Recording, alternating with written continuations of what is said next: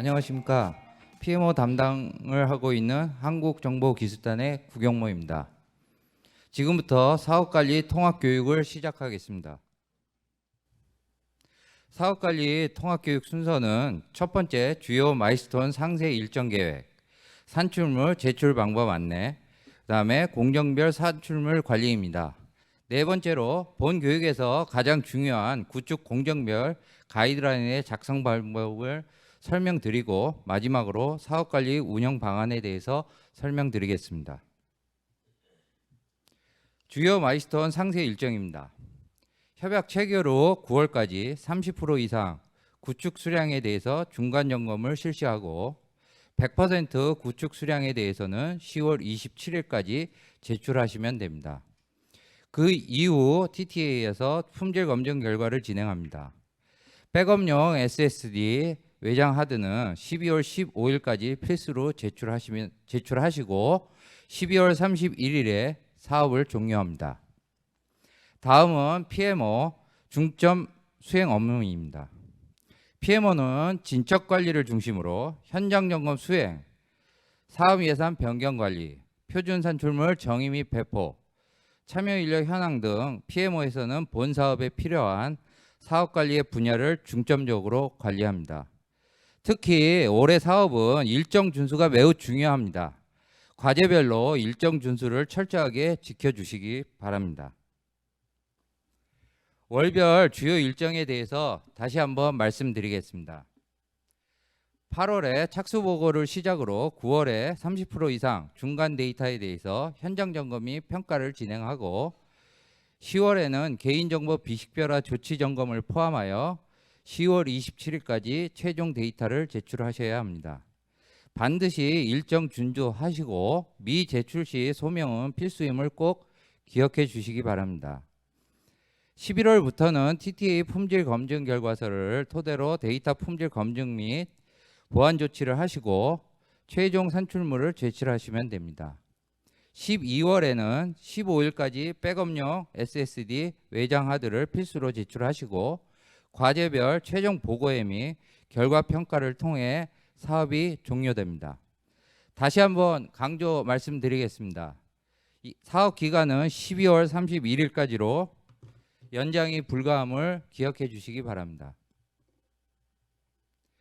다음은 산출물 제출 방법에 대해서 말씀드리겠습니다.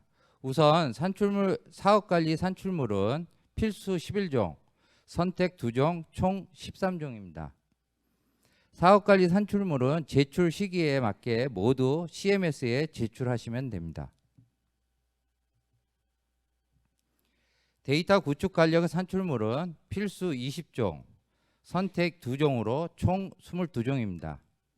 향후 AI 허브에 공개되는 산출물은 총 12종입니다. 데이터 구축 관련 산출물은 산출물 종류에 따라서 CMS와 S3에 나누어서 제출하시면 됩니다. 특히 올해 사업은 획득 수집, 정제, 가공에 대한 구축 공정별 가이드라인이 매우 중요합니다. 데이터 셋별로 상세하고 정확하게 작성 부탁드립니다. 데이터 구축 관련 산출물은 사전에 배포된 구축 안내서 3.0을 참고하셔서 작성해 주시기 바랍니다. 다음은 공정 단계별 산출물 관리입니다. 데이터 획득 수집, 정제, 가공, 학습 및 운영 활용 단계로 구분되며 각 단계에 맞게 산출물을 작성하여 제출하시면 됩니다. 데이터는 획득 수집 단계에서 만들어진 원시 데이터를 기반으로 정제 단계를 거쳐 원천 데이터와 라벨링 데이터를 제출하시면 됩니다. 원천 데이터와 라벨링 데이터는 트레이닝, 밸리데이션, 테스트 데이터를 8대 1대1 비율로 나누어서 S3에 업로드하시면 됩니다. 또한 메타 및 이미지 캡션 데이터 등 과제별로 해당되시면 별도로 S3에 업로드하시면 됩니다. 마지막으로 운영 활용 단계에서는 AI 허브 공개형 샘플 데이터를 별도로 제작하셔서 S3에 제출하시면 됩니다. 지금부터는 구축 공정별 가이드라인 작성 방법에 대해서 설명드리겠습니다.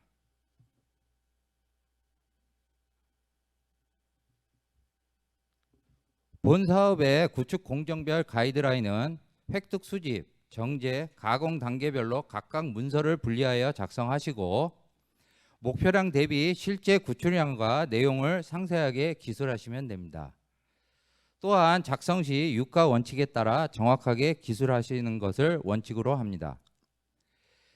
가이드라인 제출 및 검토 절차는 단계별로 가이드라인 1.0을 CMS에 제출하시고 NIA, PMO의 과제 담당자가 상세 검토합니다. 수행 기간에서는 상세 검토에 대한 검토 결과서를 확인하시고 검토 내용을 반영하셔서 다시 제출하시면 됩니다. 최종적으로 NIA 검토 승인 후 확정되시면 가이드라인 2.0을 최종본으로 제출하시면 됩니다. 가이드라인 표준 양식은 CMS에서 다운로드 받으셔서 작성하시면 됩니다. 구축 공정별 가이드라인 구성은 다음과 같습니다. 각 단계별 상세 목차 및 작성 방법은 다음 페이지에서 말씀드리겠습니다. 1권 데이터 획득 수집 가이드라인에 대한 작성 방법입니다. 획득 수집 가이드라인 상세 목차는 다음과 같습니다. 임무정의, 획득 수집의 조직 프로세스, 개요 등 1장에서 기술하시고 2장에서는 획득 수집에 대한 대상, 포맷, 절차 및 기준, 수집 방법, 도구 설명, 검사 방법 등을 상세하게 기술하시면 됩니다. 또한 획득 수집 시 불가 또는 비대상 조건이 있을 경우 기술하시고 4장에서는 기타 주의사항을 작성하시면 됩니다. 가이드라인 작성 시 상세 목차는 반드시 준수해 주시고 작성 시 구축 안내서 3.0을 참조하셔서 유가 원칙에 맞게 상세하고 명확하게 작성 부탁드립니다. 다음은 획득 수집 가이드라인에 대한 예시에 대해서 간략하게 설명드리겠습니다. 획득 수집의 대상 및 획득 시 고려사항을 정의하시고 절차 및 데이터 구축을 위한 환경 구성 및 계획을 수립합니다. 특히 획득 목적에 부합되는 원시 데이터의 유형을 정의하시고 공정별, 데이터별로 저장 구조나 파일 명령 규칙을 명확하게 기술하시면 됩니다. 획득 수집 기준 정의는 다음과 같은 작성 예시를 참조하셔서 데이터 구축 목적에 맞게 작성하시면 됩니다. 또한 획득 수집 방법별로 장비, 형식, 장소 등을 작성하시고 도구 사용법이나 검사 방법 등에 대해서도 상세하게 작성해 주시기 바랍니다. 다음은 2권 데이터 정제 가이드라인 작성 방법입니다. 앞에서 설명드린 것과 같이 상세 목차는 획득 수집 가이드라인과 동일합니다. 다만 정제 단계에서는 데이터 구축 목적에 맞는 적합성 방안이나 중복성 방지 방안에 대해서 상세하고 정확하게 기술하시고 원천 데이터의 저장 환경이나 폴더 구조에 대해서 직관적으로 알아볼 수 있도록 명확하게 작성해 주시기 바랍니다.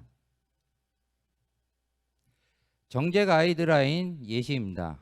데이터 정제 기준 정의, 정제 방법, 정제 조직, 정제 도구 등 작성 예시를 참조하셔서 작성해 주시기 바랍니다. 3권 데이터 가공 가이드라인 작성 방법에 대해서 설명드리겠습니다. 가공 가이드라인은 가장 중요한 산출물로 라벨링 데이터에 대해서 대상, 포맷, 절차의 기준, 수집 방법, 도구 설명, 검사 방법 등을 상세하게 기술하시고 첨부 자료인 데이터 구축 현황표를 목표량 대비 구축 수량에 대해서 카테고리 구조별로 정확하게 작성 후 같이 제출하시면 됩니다.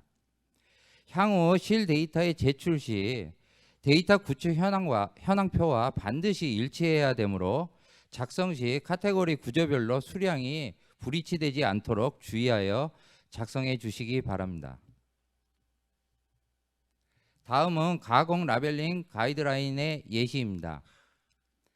가공 가이드라인은 기준 및 라벨링 유형별로 가공 절차 등에 대해서 작성 예시를 참조하셔서 정확하게 작성하시고 작업자를 위한 도메인 특성이나 검사 기준 및 오류 유형별 보안 조치 방법 등을 제시해 주시고, 라벨링 제어적 도구에 대한 가이드 등 라벨링 작업에 필요한 요소들을 내용을 기술해 주시면 됩니다.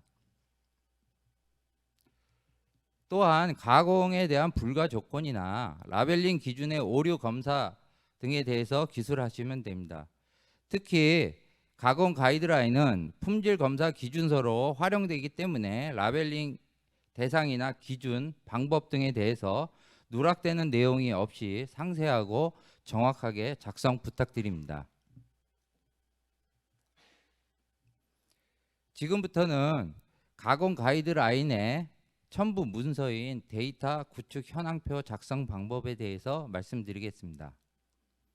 데이터 구축 현황표는 앞에서 말씀드린 것 같이 가이드라인을 작성 시에 첨부로 구성되는 자료이기 때문에 향후에 굉장히 중요한 그 요소가 됩니다. 데이터 구축 현황표가 작성이 미작성돼서 나올 경우에는 문제가 발생되니 주의해서 꼭 기억하시기 바랍니다. 데이터 구축 현황표는 엑셀 양식으로 제공되며 첫 번째 시트에서는 공모서의 내용을 요약해서 작성해 주시고, 두 번째 시트에서는 최종 산출 사업 수행 계획서의 내용을 양식에 맞게 요약해서 작성해 주시면 됩니다. 세 번째 시트는 원시 데이터, 원천 데이터, 라벨링 데이터, 합성 데이터, 메타 데이터 등 세부 구축 내용을 폴더 구조별로 정확하게 기술하시면 됩니다. 다음은 구축 목표량 대비 원시 데이터의 작성 예시입니다. 참조하시기 바랍니다. 원시 데이터는 제출 여부와 상관없이 5년간 필수로 보관하셔야 합니다. 다음은 원천 데이터 및 라벨링 데이터의 작성 예시입니다. 원천 데이터 및 라벨링 데이터는 트레이닝, 밸리데이션, 테스트별로 나누어서 폴더 구조에 맞게 정확하게 기술하시고, 원천 데이터는 형식, 수량, 단위를, 라벨링 데이터는 라벨링의 유형, 객체수, 형식, 파일 수량, 파일 비율 등을 실 구축 데이터와 일치하도록 작성하시면 됩니다. 또한 합성 데이터 및 메타 데이터 등 그 밖의 데이터 구축 내역에 대해서도 정확하게 작성해 주시기 바랍니다. 마지막으로 다시 한번 강조해서 말씀드리겠습니다. 데이터 구축 현황표는 향후 실 데이터의 구축량과 불이치되지 않도록 주의하여 작성해 주시기 바랍니다.